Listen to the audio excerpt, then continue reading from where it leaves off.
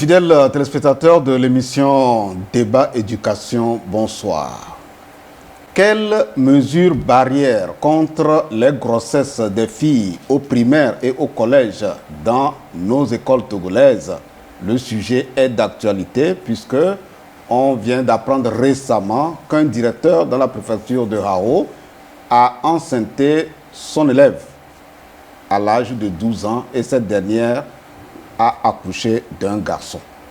Quels sont les facteurs explicatifs? Quelles sont les responsabilités et quelles propositions de mesures barrières pour qu'on en finisse avec ce problème récurrent dans nos écoles togolaises, au primaire et au collège? Eh bien, c'est le sujet que nous allons explorer cet après-midi avec des invités. Débat thématique, c'est dans un instant.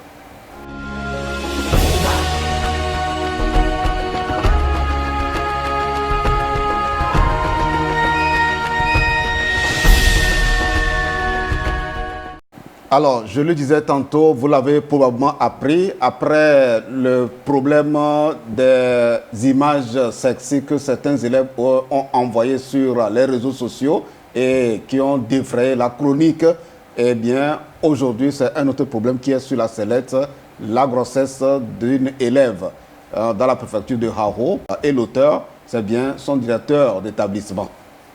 J'ai pour en parler deux invités à mes côtés, de ma gauche vers ma droite. Nous avons Madame Dioré Aoussi. Elle est déjà une habituée de ce plateau puisqu'elle était déjà passée dans une des émissions en tant qu'enseignante engagée pour la réussite des filles. Madame, bonsoir. Bonsoir, Monsieur Marcel. À ma droite, j'ai également une habituée également de ce plateau débat éducation, Madame Kouvahe. Madame, bonsoir. Bonsoir, Monsieur Marcel. Alors, avec vous, nous allons explorer trois axes dans ce problème qui est sur la sellette et qui défraie la chronique. Quand vous envoyez vos enfants à l'école, surtout les filles, qu'est-ce que vous attendez d'elles en réalité? Madame? Merci beaucoup, Monsieur Marcel. Et quand nous envoyons nos filles à l'école, nous attendons d'elles d'abord une bonne réussite et qu'elles deviennent de bonnes femmes, de futures bonnes épouses au foyer, soucieuses du développement de leur famille, de leur communauté et de notre société en général. Merci. Alors, ça doivent être de bonnes épouses, donc des épouses modèles qui vont bien s'occuper de leurs enfants. Et quelle est la place que vous voulez qu'elles occupent dans la société en termes de responsabilité, d'égalité, de droit de travail, etc. Et dans la société, nous aimerons que nos sœurs, nos filles occupent aussi de bonnes places, telles que les hommes. Et qu'elles fassent aussi le même travail que les hommes, qu'elles se valorisent dans la société.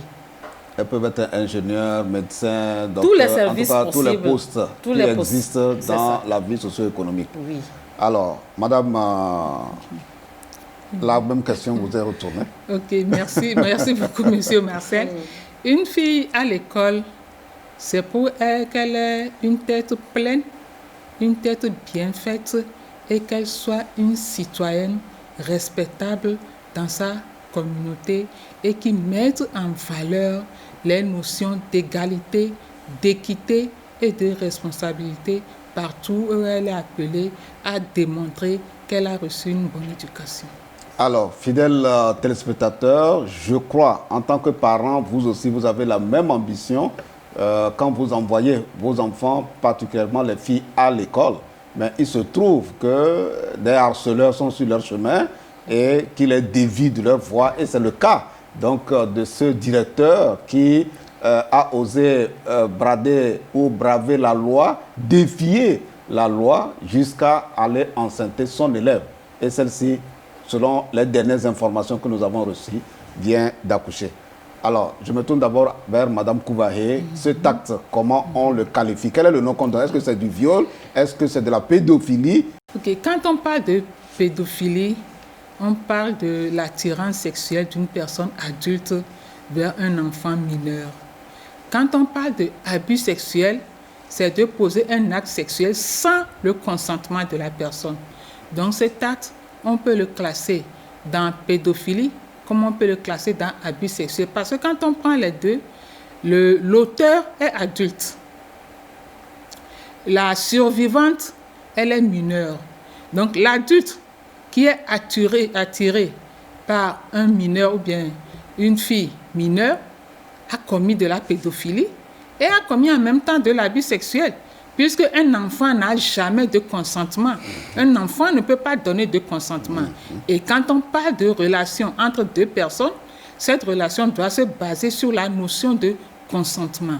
Donc cet acte, c'est à la fois de la pédophilie et à la fois un abus sexuel, un viol sexuel. Eh bien, nous allons maintenant aborder le premier axe de cette émission qui porte sur les facteurs explicatifs. Comment, en tant qu'enseignante, Madame Dioré, vous êtes enseignante, quels sont les facteurs qui peuvent expliquer pour nous permettre de comprendre, hein, pas pour justifier, parce qu'on ne peut pas justifier l'acte posé par ce directeur, mais pour comprendre comment ça peut arriver, puisque ce n'est pas la première fois que cela arrive dans l'environnement scolaire. Selon vous, voilà. Il y a plusieurs facteurs qui expliquent ces actes posés. D'abord, moi je vais parler du manque d'information. Nombreux sont les enseignants qui ne sont pas informés sur les lois qui existent, sur les lois qui interdisent ces actes. Ça fait que des gens agissent sans le savoir. Des gens agissent sans le savoir parce qu'ils méconnaissent les informations, ils méconnaissent les lois qui régissent la vie éducative. Après, nous pouvons parler aussi du manque de dénonciation. Dans des établissements scolaires, nous avons des enseignants qui reconnaissent bien et belle que mon collègue couche avec tel élève. Tel élève couche avec tel enseignant. Mais ils ont peur. Ils ont peur de dénoncer parce que personne ne voudra qu'on dise que c'est moi qui ai fait ceci et c'est par rapport à ma dénonciation qu'on a sanctionné mon collègue. Donc il y a le manque de dénonciation. Après cela, nous pouvons parler de l'impunité. Parfois on dénonce. Et lorsque l'affaire prend le cours, arrivé à un niveau de la hiérarchie, on telle affaire parce que peut-être l'auteur a un parent, un protecteur, un frère, un protecteur quelque part. Et c'est des coups de fil qui tombent à tout moment, soi-disant de taire l'affaire, de croire qu'on va essayer d'arranger l'affaire en famille, dans la communauté, et finalement, ça se tait et c'est fini. Alors, n'étant pas sanctionnés, n'étant pas punis, vous allez constater que les autres aussi vont aborder, ils vont prendre aussi le même chemin. Et au fur et à mesure que les années passent, les mêmes phénomènes, les mêmes actes se posent, se répètent. Nous avons aussi la pauvreté des parents. Beaucoup de parents, surtout dans les zones reculées, n'ont pas les moyens de s'occuper de leurs enfants. Ça fait qu'on laisse l'enfant à elle-même, on laisse la fille, la jeune fille à elle-même. C'est elle qui se débrouille pour son petit déjeuner, c'est elle qui se débrouille pour ses tapettes, pour ses petits besoins. Et lorsque elle a la malchance de tomber sur un enseignant qui essaie de lui faire peut-être de petits yeux, c'est fini, elle se laisse. Ou qui essaie de satisfaire un peu à ses besoins. Ou qui essaie un peu de satisfaire à ses besoins avec un 500, un 1000 francs. Surtout que dans les autres reculés, les enseignants sont les hauts cadres du milieu. Donc, la fille se voit à l'aise en étant avec l'enseignant. Et ce qui va arriver, arrive. Et voilà les conséquences. Nous avons aussi la non-résistance de nos enfants. Elles n'arrivent pas à résister. Face au harceleur. Face au harceleur. Puisque n'étant pas aussi informés de la gravité de l'acte ou bien des conséquences qui peuvent se poser après cela, elles se laissent. Elles ne résistent pas, elles se laissent et finalement, voilà les inconvénients qui nous parviennent. Nous avons aussi, au niveau de l'éducation, tel que nous avons dit l'impunité, il n'y a pas de bilan de fin d'année au niveau des autorités. Par exemple, quand nous prenons une inspection, Le chef d'inspection, à la fin de l'année, doit rassembler ses directeurs pour faire le bilan. Qu'est-ce qui a marché? Qu'est-ce qui n'a pas marché? Le taux de réussite. Quels ont été les actes qui sont posés dans les écoles, les actes répréhensibles? Les directeurs doivent énumérer ces actes. Et par rapport à son calendrier, il doit mettre cela dans son plan d'action de l'année suivante. Organiser des séances de sensibilisation au niveau des enseignants. Les directeurs seront alors les porte-paroles des autorités, des responsables dans les écoles. Cela aussi manque. Et ça fait que des gens arrivent dans l'enseignement, ils sont là, je suis enseignante, je suis enseignant, et je ne connais pas les lois qui régissent le bon fonctionnement de l'institution. Surtout du côté comportemental. Merci madame. Fidèle téléspectateur, elle a planté un peu le décor de ce qui se passe dans l'environnement scolaire par rapport aux acteurs qui animent la vie éducative dans l'environnement scolaire en termes de relations interpersonnelles entre l'administration et les enseignants, entre les enseignants et les élèves, et entre les enseignants entre eux-mêmes également. Alors, madame, nous parlons, on veut comprendre comment cela a pu se produire. C'est vrai, nous l'avons dit, ces genres d'actes, eh bien, on en a entendu parler depuis chaque fois, que ce soit au Togo, dans d'autres pays, on en a entendu parler. Selon vous, qu'est-ce qui peut expliquer un tel acte? Ok, merci, monsieur Marcel. Moi, je dis, un enseignant, c'est d'abord une personne qui a fait le serment de transmettre des connaissances à une autre personne. Et en tant que tel, il est éducateur. Et comme éducateur, il a pour but d'amener la personne qui l'éduque à réaliser ou bien à atteindre ses objectifs en vue de réaliser un projet d'avenir. En tant que tel, même si ces actes-là se posent, il m'est difficile en tant que parent, en tant qu'éducatrice que je suis, de trouver des justificatifs à un tel acte. Un éducateur à qui on confie un enfant ne peut, quelle que soit la pauvreté de cet enfant, ne doit jamais faire un pas vers cet enfant en matière de sexualité. Quelle que soit l'ignorance de cet enfant, un éducateur ne doit jamais aborder un sujet de rapport sexuel pour satisfaire ses pulsions élémentaires avec un enfant qu'on lui confie.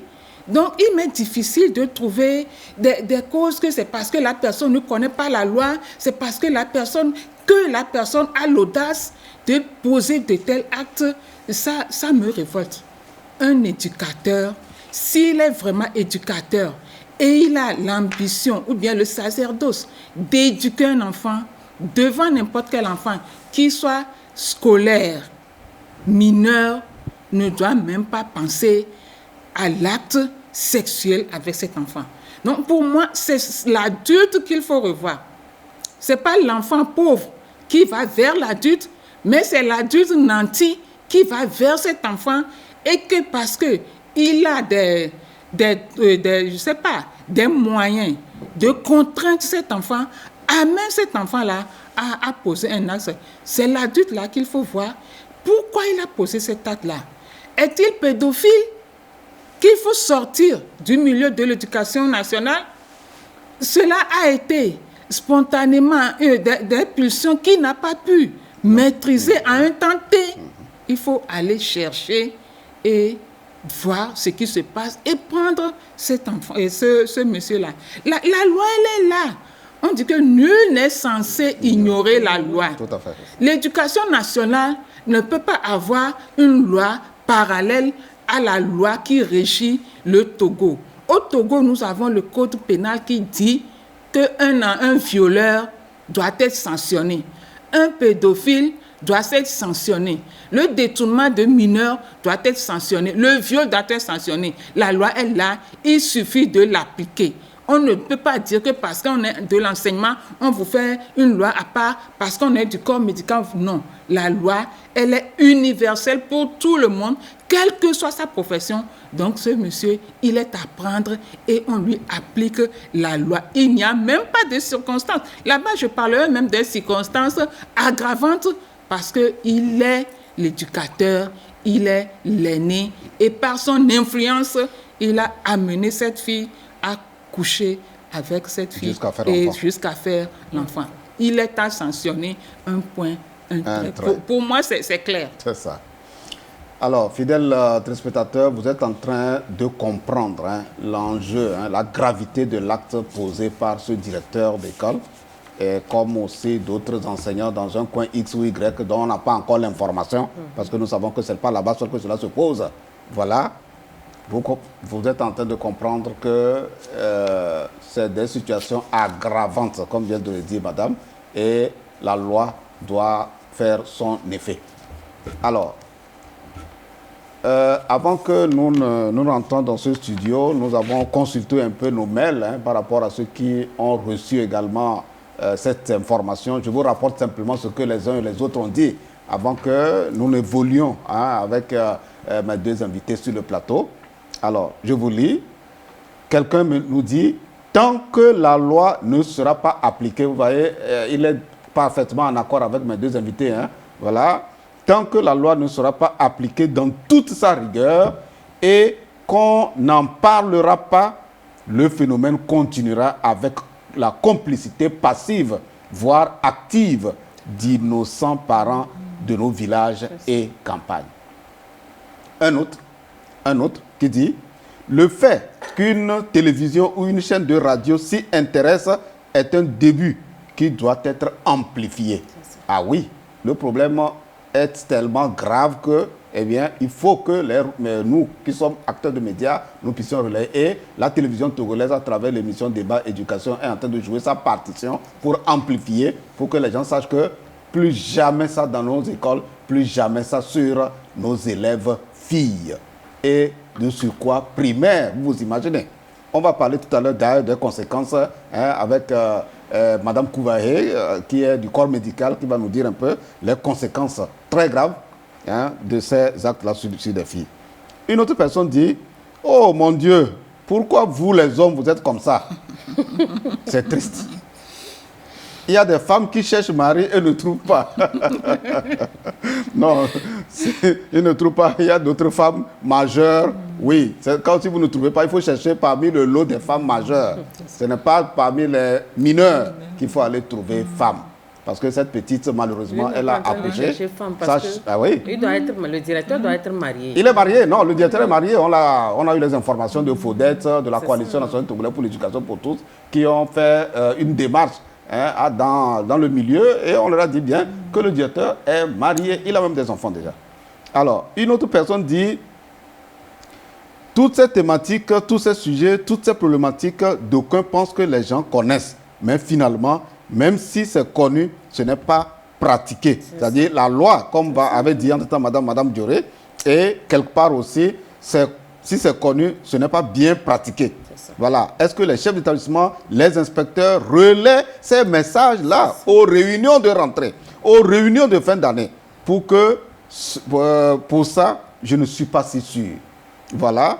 Et l'avant-dernière personne qui nous dit, en notre temps, nos enseignants, là c'est une femme, c'est une femme qui nous a envoyé ce message, cette réaction, quand elle a eu écho de cet acte posé par le directeur, elle dit, en notre temps, nos enseignants se comportaient envers nous filles à l'époque, donc comme nos propres parents.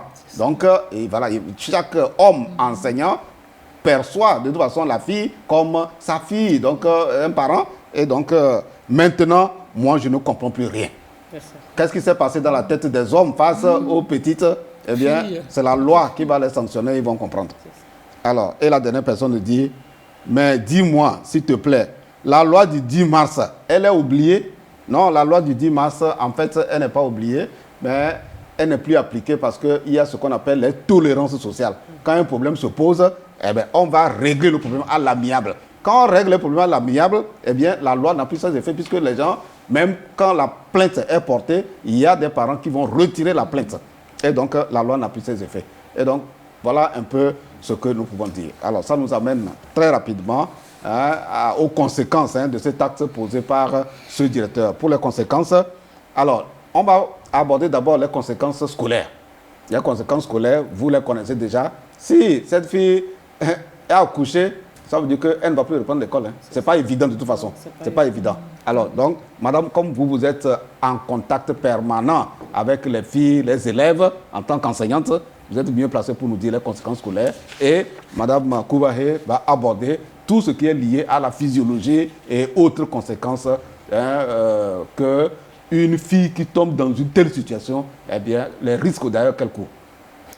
Merci beaucoup, monsieur Marcel. Au niveau des conséquences scolaires, nous avons d'abord les railleries de la part de ses camarades. Voilà, ça c'est les conséquences psychologiques déjà. Oui, nous avons les railleries, nous avons le rejet. La fille, elle est rejetée par ses camarades, elle est rejetée par ses parents, elle est rejetée peut-être aussi par la société. Tout à fait. Par rapport à l'acte posé. Et par rapport à ce rejet, il y a le traumatisme. La fille, elle est traumatisée. Elle ne peut plus suivre les cours à l'école. Elle s'enferme, elle peut s'enfuir. Certaines même tentent d'avorter et cela conduit au suicide. Et nous voyons que l'avenir de la fille est bafoué parce que ne pouvons plus aller à l'école, elle reste à la maison et après l'accouchement, c'est fini avec l'école. Donc elle redevient comme quelqu'un qui n'a pas été à l'école, elle devient une ménagère. Voilà, elle peut tomber même dans l'analphabétisme. Elle tombe dans l'analphabétisme. Tout à fait. Certainement. Merci beaucoup. Merci madame, merci madame. Alors, madame Kouvahe, vous qui êtes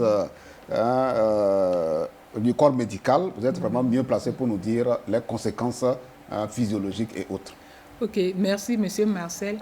Physiologiquement, nous disons que pour qu'une femme ait une grossesse et porte cette grossesse jusqu'à terme avec des moindres risques, parce qu'il n'y a pas de risque zéro, avec de moindres risques, il faut que cette femme-là ait au moins 18 ans. Pourquoi 18 ans?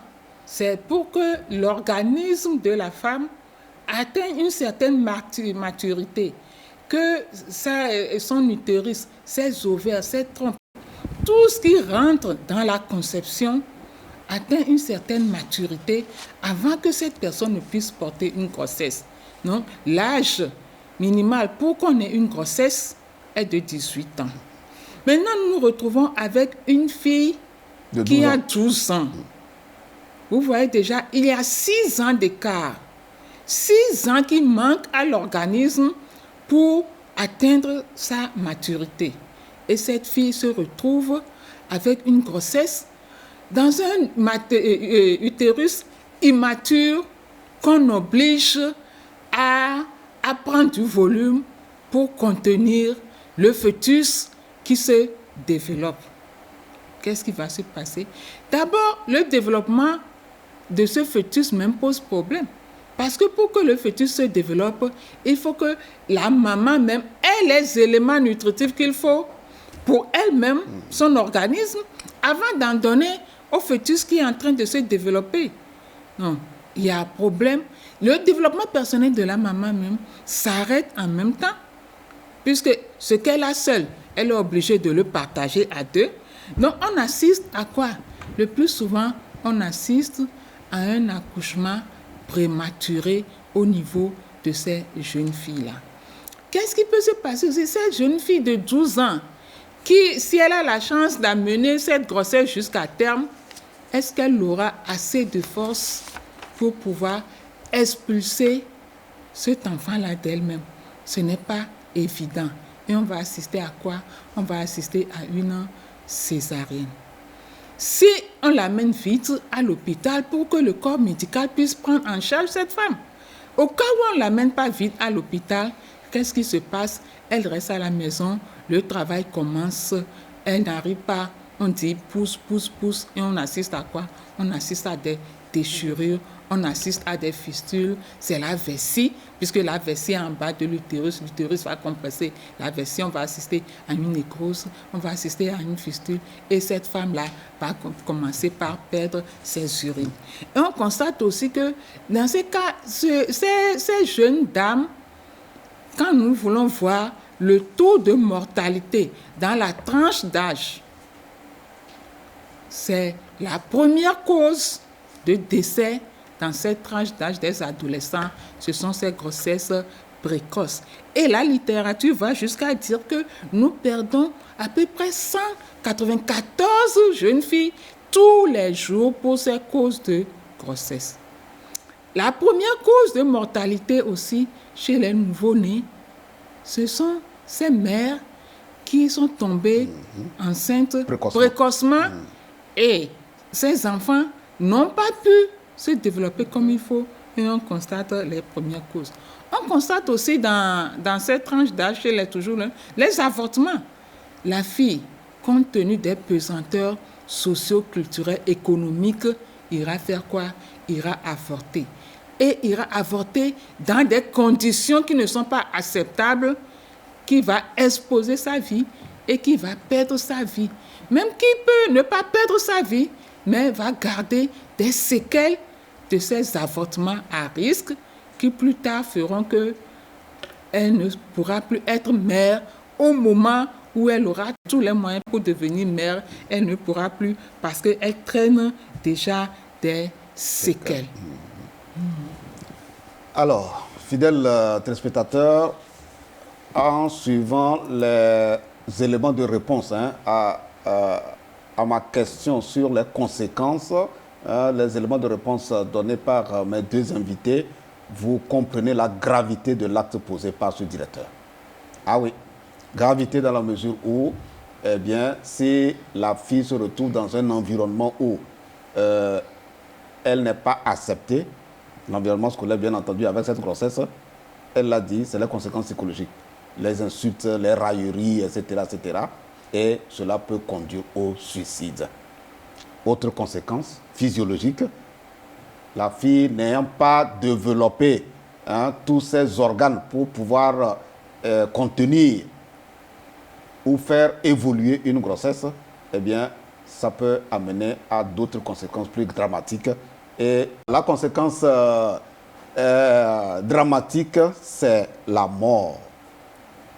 Donc, la perte de vie de deux personnes, et la maman et l'enfant. Ah, voilà. Donc, la précision que je viens de donner, c'est ça, la perte de vie et de la maman et donc de l'enfant éventuellement. Heureusement que cette dernière, elle a eu la vie sauve. Elle a pu accoucher. On ne sait pas dans quelles conditions, parce qu'on doit mener encore l'enquête pour voir dans quelles conditions elle a accouché. Est-ce qu'elle-même se porte bien? Est-ce que le bébé n'est pas... est-ce que le bébé aussi se porte très bien? Alors, les conséquences économiques aussi qu'il ne faut pas oublier. Oui, nous n'avons pas abordé même les conséquences économiques, parce que si elle a pu tomber si facilement, c'est parce que probablement elle vit dans un environnement de paupérisation relative. Et cela va impacter nécessairement sur l'évolution et tout ce dont elle aura besoin pour s'occuper de cet enfant jusqu'à sa scolarisation, sans oublier elle-même, puisqu'elle elle a probablement des besoins. Alors, chers invités, merci beaucoup pour toutes ces informations très, très, très importantes que vous êtes en train de nous donner pour que nous prenions conscience que cet acte, eh bien, plus jamais ça, c'est vers là que nous voulons tendre. Il faut qu'on arrive un jour à une tolérance zéro de cet acte posé par ce n'est pas seulement les enseignants, non, quelle que soit la personne dans la société même, si la personne n'est pas enseignant, là, aucun homme n'a le droit de poser un tel acte parce que la loi doit sévir et la loi doit frapper quiconque le fait. Qui devait faire quoi pour qu'on n'en arrive pas là? C'est ça la question. Alors, on va commencer par Mme Koubaye. Ok, merci beaucoup. Qui doit faire quoi et quand? Voilà. C'est ça. Qui devait faire quoi pour qu'on n'en arrive pas là? Voilà, ok. La jeune fille sort d'une famille. Et prioritairement, ce sont les parents qui sont les premiers responsables et les responsables dans l'éducation sexuelle de leur enfant. Éducation sexuelle complète, ça veut dire apporter l'information au moment opportun, que ça soit jeune fille ou jeune garçon, à la personne. Le message adapté à l'âge de la personne qui est en face de moi. À la puberté, faire comprendre à la jeune fille comme aux jeunes garçons qu'ils sont arrivés à un âge où le sexe doit être traité avec respect et qu'ils doivent savoir que eux-mêmes, ils constituent, j'ai l'habitude de dire qu'ils constituent le temple de l'Éternel, le temple du Seigneur. Et de la même façon, nous ne rentrons pas dans nos églises pour aller faire du n'importe quoi. De la même façon, nos corps, on ne doit pas l'utiliser n'importe comment. Expliquer à la jeune fille que son saignement mensuel n'est pas un saignement gratuit, mais c'est ce saignement qui définit sa féminité et c'est ce saignement qui définit le fait qu'elle est prête à procréer ou bien à ne pas procréer. Lui montrer comment on calcule le cycle menstruel. Montrer à une fille comment on calcule le cycle menstruel ne veut pas dire que la fille ira forcément poser l'acte. On dit que quand tu as l'information, quand tu veux l'utiliser, on l'utilise correctement tout en étant capable d'assumer les conséquences.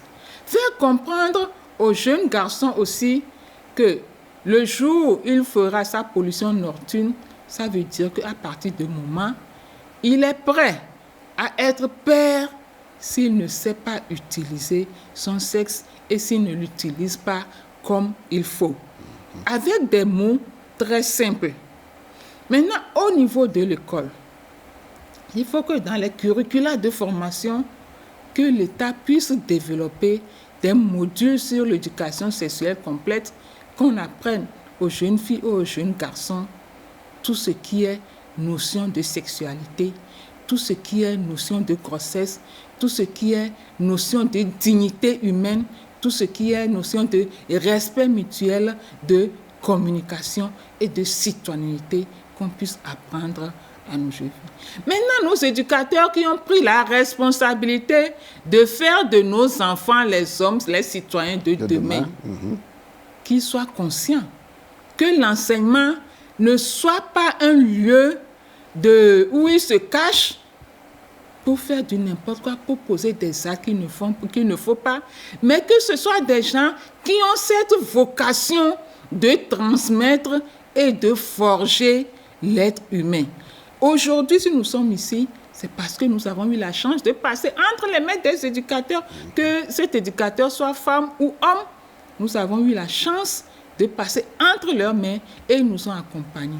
Mais que nos frères qui sont des éducateurs aujourd'hui ne transforment pas leur classe ou bien l'établissement en un lieu de pêche où il faut dire que qui travaille à l'hôtel vit de l'hôtel.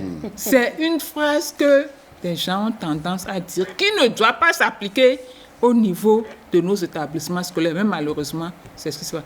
Que l'enseignant ait la volonté de faire de son enfant qui est en face de lui quelque chose pour la nation.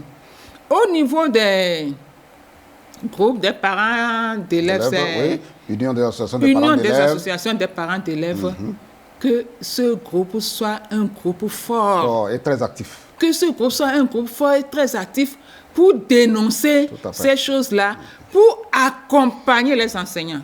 Ce sont des êtres humains. Il y aura des chutes, mais qu'on mette des garde-fous pour les accompagner. Qu'au niveau de nos communautés, qu'on puisse mettre en place des groupes de réflexion qui comprennent et les parents, et les élèves, et les enseignants, qui permettra de promouvoir la communication tripartite entre ces personnes pour le bien-être, surtout de la jeune fille. Le jeune garçon, il subit, mais il subit moins Que la fille. que la fille. La fille, une fois que la grossesse apparaît, rares sont celles qui vont reprendre les écoles. Et c'est ça qui continue par creuser ou bien par montrer ce décalage entre l'homme et la femme et que nous faisons tout pour que ça soit comblé. Merci. Groupe, parents, élèves, enseignants dans nos établissements scolaires, c'est Ils très doivent travailler ensemble. Ensemble. Alors, Madame Koubaké a déjà amorcé les mesures barrières contre les grossesses précoces de nos filles au primaire et au collège dans nos établissements scolaires. Alors, Madame Dioré, à vous la parole maintenant. Oui, On est au niveau des mesures barrières. on est au niveau des mesures barrières. Effectivement, tel que Madame venait de le dire, moi, je vais demander à nos autorités éducatives de revoir les programmes d'enseignement, afin que dans nos emplois du temps, afin que dans nos programmes, qu'on insère l'éducation sexuelle, que ça se fasse voir et qu'à cette période, qu'on instruise les enfants sur d'abord leur physiologie. Qu'on les instruise sur leur physiologie et qu'à partir de tel âge, vous allez constater ceci. Et qu'à partir de ce constat, voilà comment vous devez vivre, tel que Madame vient de le dire. Et si cela est fait, qu'on sensibilise nos collègues enseignants, puisque les actes qui sont posés, ceux dont nous sommes en train de parler aujourd'hui, on parle des enseignants, c'est-à-dire les hommes, qu'on les sensibilise. Que l'enseignant homme voit son élève fille comme sa propre fille, comme sa petite sœur, comme son enfant qu'il doit éduquer à la maison pour qu'elle puisse réussir. C'est vrai, dans sa classe, il a peut-être 60 élèves, dont peut-être 30 ou 35 filles. Qu'il voit ces 35 ou bien ce nombre de filles qui est dans sa classe, quelle que soit sa taille, quelle que soit la forme, qu'il voit ces filles-là comme étant leurs propres enfants. Qu'il enlève dans sa tête, ça dit que dans son imagination, l'idée de voir celle-là avec lui dans un lieu isolé, tel qu'il ne peut pas le faire avec ses propres enfants à la maison, qu'il se dise que ces enfants-là sont les miens, ce sont mes propres enfants et que je dois les éduquer pour qu'elles puissent réussir. À l'endroit des chefs d'établissement, moi je vais demander un bon comportement. Le chef d'établissement doit être l'exemple. Ouais, le modèle. Le modèle de ses adjoints. Voilà le directeur qui a posé l'acte dont nous sommes en train de parler aujourd'hui. Que feront ces adjoints enseignants, ces adjoints hommes? Alors ça veut dire que le directeur n'a pas donné un bon modèle. Voilà, de probité morale. Donc j'attire l'attention de nos collègues directeurs d'être de bons modèles dans les établissements. Étant bons modèles, les adjoints vont suivre ces pas. Et ça va les permettre d'éviter de ces dérapages. Au niveau de nos autorités éducatives, moi je veux demander l'application pure et simple de la loi.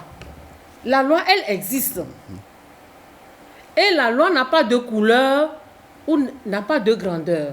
Que tu sois riche ou pauvre, nous tous, nous devons être sous la loi. Et quand quelqu'un est en dérapage, qu'on le sanctionne sévèrement. Quand les sanctions n'existent pas, les gens continuent toujours par vivre comme ce que nous sommes en train de voir. Comme s'ils pouvaient se permettre tout. Comme s'ils pouvaient se permettre tout. Et je vais demander aussi que au niveau des réunions de rentrée, que nos autorités... Que ces réunions de rentrée ne se limitent pas seulement aux résultats scolaires. Que les résultats scolaires ne sont... C'est vrai, les résultats scolaires, c'est le premier plan. Oui. C'est ça. Mais en dessous, nous devons revoir ça aussi. Tout à fait. Nous devons revoir les comportements, les attitudes des enseignants dans les établissements. C'est comme à la fin de l'année, on fait le bilan, combien d'enseignants sont peut-être décédés, pour voir à la rentrée prochaine combien nous devons recruter pour combler le vide. C'est de la même manière, nous devons voir combien d'enseignants ont été punis par la loi. Exact. Et quand des gens sont punis par la loi, il faut vulgariser ça. Exact. Pour que les autres apprennent. Tel a fait ceci à ce niveau. Voilà la punition qu'on lui a donnée. Et si cette punition-là existe, ça veut dire que moi, je dois tout faire pour éviter cela. Et au fur et à mesure que cela existe, ça diminue à petits coups. Et avec le temps, nous allons voir que ce phénomène-là sera entièrement enrayé dans nos écoles. Maintenant, au niveau des parents, il faut que les parents soient forts. Au niveau des associations des parents d'élèves, que les parents soient forts, qu'ils dénoncent les actes. Je pense bien que à cet effet, il y a un numéro vert, appel gratuit, le 1011, ou bien le 1011. Ouais, le 10-11. Quand il y a de ces cas, que les parents dénoncent, qu'ils appellent, et ce qui doit être fait sera fait. Celui qui doit être puni doit être puni. Il ne faut pas que les gens restent et que d'autres viennent leur dire non, oh, n'appelez pas. Parfois, c'est ce qui se passe dans les milieux. Non, nous sommes peut-être que l'auteur est du même village ou de la même préfecture. Les arrangements. On fait des arrangements. Non, ne fais pas ça. Tu sais, c'est une fille, dans tous les cas, elle devait se marier un jour. Et comme c'est un enseignant, bon, il va. Et on clôt l'affaire là-bas. Et l'avenir de la fille est bafoué. Tout à fait. Donc, il va falloir que les parents soient forts. Et à chaque fois qu'il y a dérapage, qu'ils les dénoncent. Maintenant, j'en appelle aussi à l'attention de nos syndicats. Les syndicats, dans toute activité, dans tout secteur d'activité, il y a des syndicats. Au niveau de l'enseignement, il y en a plusieurs. Les lois au niveau de l'État, les lois au niveau de l'éducation, il faut que les syndicats fassent sienne. De ces lois-là, et qu'à chaque fois qu'ils se retrouvent en réunion syndicale, qu'on sensibilise, qu'on débatte véritablement de cela, pour que tout le monde entende, que chacun sache se comporter dans la société dans laquelle il exerce son métier, que chacun sache se comporter pour éviter de ces dérapages. Merci. Grossesse en milieu scolaire demeure grossesse en milieu scolaire. Qu'on soit à l'école primaire, secondaire ou bien secondaire, même à l'université, quand on est enceinte, c'est grossesse en milieu scolaire, même si là-bas on se dit qu'on est adulte, on est consentante et autres, là c'est grossesse en milieu scolaire que ça s'appelle. Et l'idéal pour chaque parent qui met son enfant à l'école, c'est de ne pas se retrouver avec une grossesse en milieu scolaire. Et je m'avais franchement m'adresser aux parents.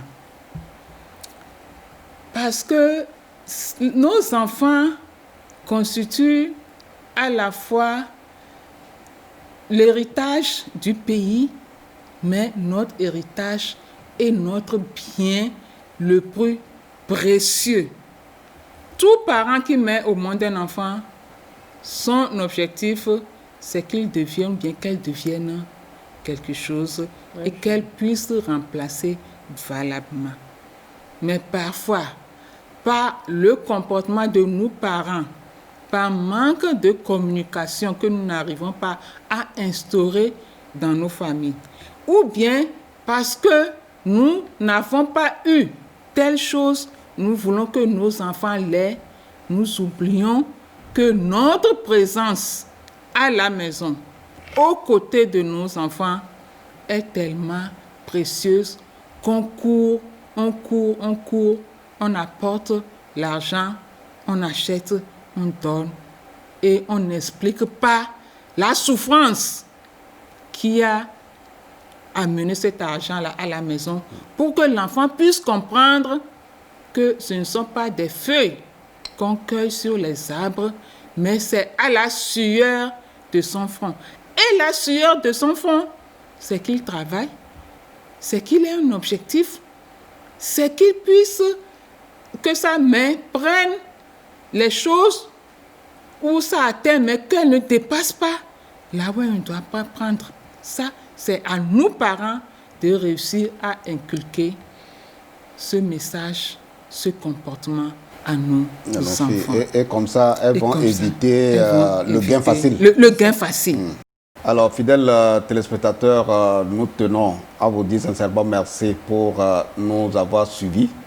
Merci à Mme Aoussi, merci à Mme Kouvahe qui se sont rendus disponibles pour venir explorer avec nous ce problème qui nous tient à cœur pour que nous puissions préserver l'avenir et l'épanouissement scolaire de nos enfants. Je vous dis merci, au revoir et laissez ma place à ma collègue Dodo pour les 2 dernières rubriques de l'émission Débat Éducation.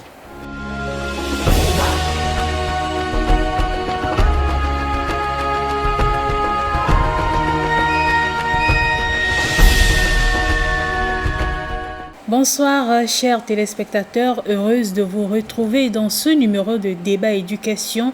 Comment attirer plus d'apprenants vers les filières industrielles? Depuis quelques années, les ministères en charge de l'enseignement technique et de l'enseignement supérieur sont en train de revoir les programmes pour les adapter aux apprenants. Plusieurs réformes sont en cours. Suivez.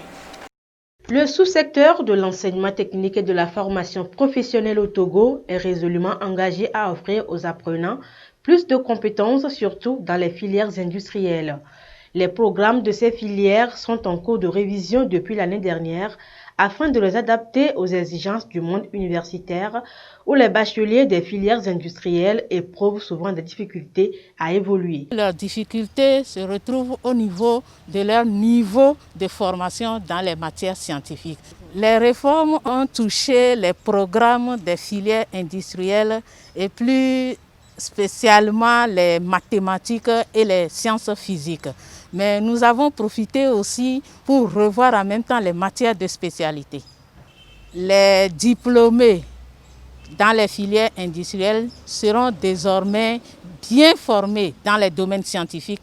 Ils auront un bon niveau en mathématiques et en sciences physiques pour pouvoir compétir au niveau de l'université. Les filières industrielles ont une place importante dans le développement du pays, d'où la nécessité de relever le niveau des apprenants pour les rendre plus compétitifs sur le marché de l'emploi. Le ministère de l'enseignement technique, de la formation et de l'insertion professionnelle en fait une priorité. Le ministère de l'enseignement technique, de la formation et de l'insertion professionnelle a donc la lourde mais exaltante mission au sein du dispositif national de l'éducation de former les jeunes à l'acquisition de compétences techniques et professionnelles de qualité et de permettre à ceux qui ont la vocation de faire des études plus poussées d'ingénierie et de doctorat à réaliser leurs rêves.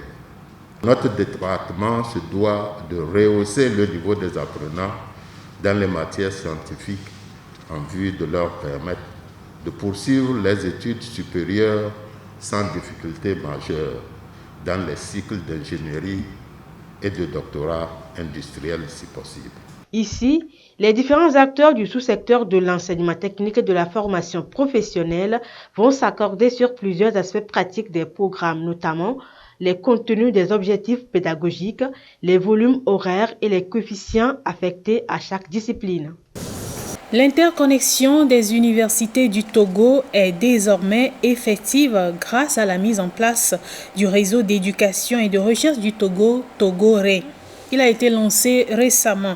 C'est un réseau qui connecte tous les systèmes d'éducation et de recherche de par le monde et surtout offre la possibilité aux enseignants-chercheurs, aux apprenants de s'interconnecter avec d'autres établissements ou universités sur le plan national, sous-régional et international. Voyons cela dans ce reportage. Le réseau d'éducation du Togo, Togo-RE, est désormais connecté au réseau international Africa Connect 2 et à celui de l'Afrique de l'Ouest et du Centre Wakren.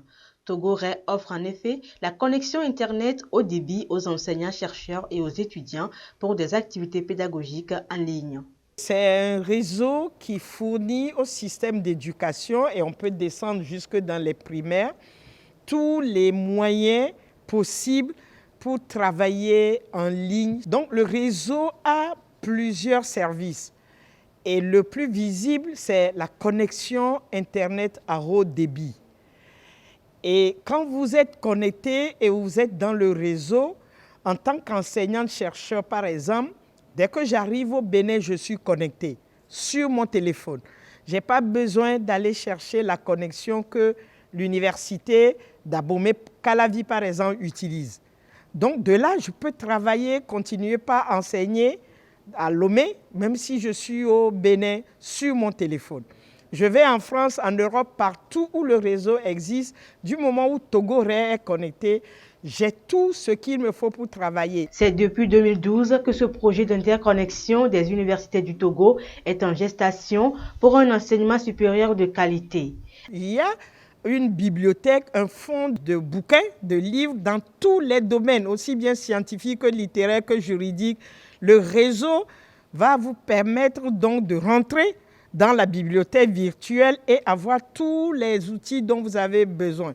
Donc c'est un grand plus. Formation à distance dans plusieurs spécialités, collaboration scientifique avec des chercheurs d'autres horizons, les avantages qui découlent de Togo Ré sont nombreux.